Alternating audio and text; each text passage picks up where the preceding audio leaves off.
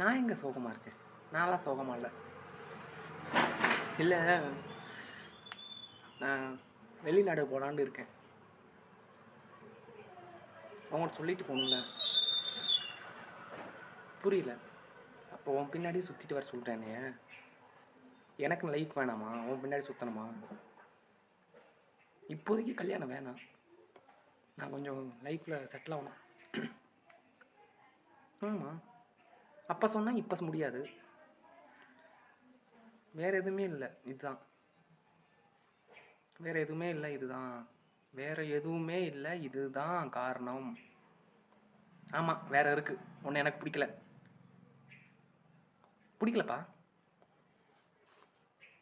பிடிக்காததுக்கெலாம் காரணம் தேவையில்ல. பிடிக்கிறது தான் காரணம் தேவை. பிடிக்கல, ஒன்றவே பிடிக்கல. உன்னை பார்த்தாலும் எனக்கு கோபமாக வருது, இரிட்டேட்டிங்காக வருது.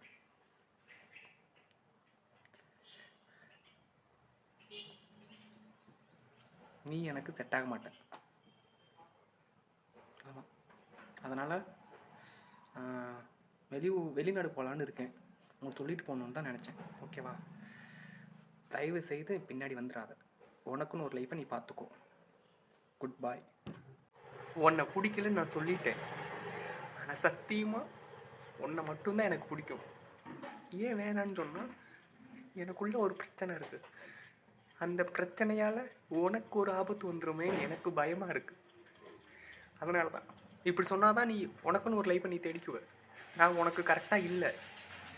ஏதோ ஒரு விபத்து மூலியமாக நம்ம எல்லோரும் பழகிட்டோம், பேசிட்டோம், உயிராக விட்டு கொடுத்துட்டோம். நான் சந்தோஷமாக சொன்னேன், நீ என்னை விட்டு தரமாட்டேன். அதனால தான் உன்னை கஷ்டப்படுத்துகிற மாதிரி நான் சொன்னேன். புரிஞ்சுதா? ஆனால் உன்னை எனக்கு ரொம்ப பிடிக்கும். எனக்குள்ள இருக்கிற பிரச்சனையா நம்ம நாளைக்கு கல்யாணம் பண்ணிக்கிட்டாலும்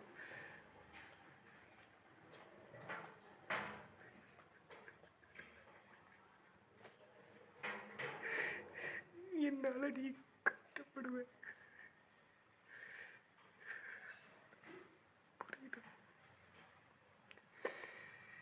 புரியுதா? அதனாலதான் நான் வேணான்னு சொன்னேன். தயவு செய்து நீ உனக்குன்னு ஒரு லைஃப் தேடிக்க. நான் உனக்கு செட் ஆக மாட்டேன். நான் ஒரு சைக்கோ. என்கிட்ட நீ ஏன் டார்ச்சர் அனுபவிக்கணும்? அதனாலதான் வேணான்னு அவாய்ட் பண்ணிட்டேன். நீ இல்லாம என்னால் இருக்கவே முடியும்.